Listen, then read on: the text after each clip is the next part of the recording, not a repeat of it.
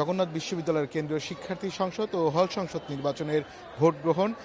তবে এই প্রথমবারের মতন এই কেন্দ্রীয় সংসদ নির্বাচন এবং হল সংসদ অনুষ্ঠিত হওয়ার ফলে শিক্ষার্থীদের মধ্যে এক ধরনের উৎসবমুখর পরিবেশ বিরাজ করছে। তারা তাদের যে প্রত্যাশিত যে ক্যাম্পাস, সেই ক্যাম্পাস গড়ার জন্য তারা ঐক্যবদ্ধভাবে কাজ করার অঙ্গীকার করেছেন এবং তারা এখন বর্তমানে এই কেন্দ্রীয় সংসদ নির্বাচনে বর্তমানে যে ভোটার রয়েছেন, যারা বৈধ ভোটার 16,645 জন, আর হল সংসদে ভোটার রয়েছেন 1242 জন। তবে কেন্দ্রীয় সংসদ নির্বাচনে 21টি পদে 157 জন প্রার্থী রয়েছেন। এর মধ্যে তারা 4টি প্যানেলে এই নির্বাচনে অংশ নেবেন। এছাড়া স্বতন্ত্র প্রার্থীও রয়েছেন এই কেন্দ্রীয় সংসদ নির্বাচনে। একই সাথে আপনাকে জানিয়ে রাখি যে হল সংসদ নির্বাচনে যে 13টি পদ রয়েছে, সেই 13টি পদে 33 জন প্রার্থী লড়বেন। আর আগামীকাল মূলত 39টি কেন্দ্রে 167টি বুথে শিক্ষার্থী যারা রয়েছেন তারা ভোট দিবেন এবং তারা তাদের পছন্দ প্রার্থীকে বেছে নেবেন। তবে এই জগন্নাথ বিশ্ববিদ্যালয়ে সাধারণ যারা শিক্ষার্থী রয়েছেন বা যারা প্রার্থী রয়েছেন তাদের সাথে আজ সারাদিন কথা হয়েছে।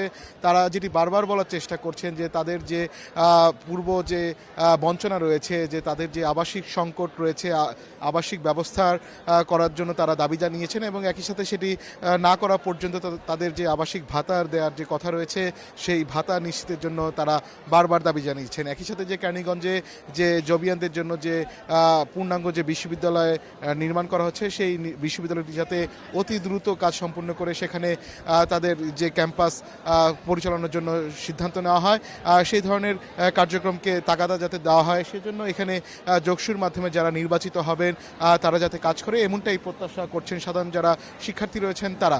তবে এখন পর্যন্ত যেহেতু যে যোগসুর জন্য যে বাজেট যে বরাদ্দ, সেই বিষয়গুলো নিয়ে সীমিত যে বাজেট যদি তারা হয়তো পায়, সেক্ষেত্রে তাদের যে শিক্ষার্থীদের যে ন্যায্য অধিকারগুলো যেগুলো রয়েছে সেগুলো আদায়ের জন্য তারা কার্যকর ভূমিকা পালন করবেন, এমনটাই প্রত্যাশা রয়েছে।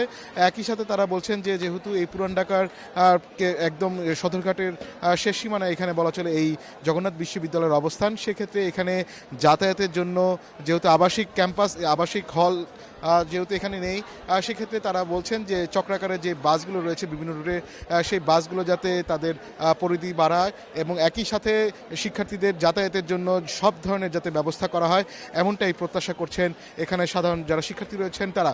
তবে এই ক্যাম্পাস জুড়ে আজ সকাল থেকে যে দেখছি আমরা, শিক্ষার্থীদের ব্যাপক উপস্থিতি রয়েছে। দল মত নির্বিশেষে সবাই সবার কার্যক্রম চালাচ্ছেন। কোনো ধরনের ভেদাভেদ বা হিংসা বিদ্বেষ শিক্ষার্থীদের মধ্যে আমরা দেখতে পাচ্ছি না। তবে একটু সুন্দর এবং সুষ্ঠু পরিবেশের মধ্যেই বলা চলে হয়তো আগামীকাল যোগসুর ভোটগ্রহণ অনুষ্ঠিত হবে। জি রাত্রি, এই ছিল আমার কাছে যোগসু নির্বাচন নিয়ে সবশেষ খবর।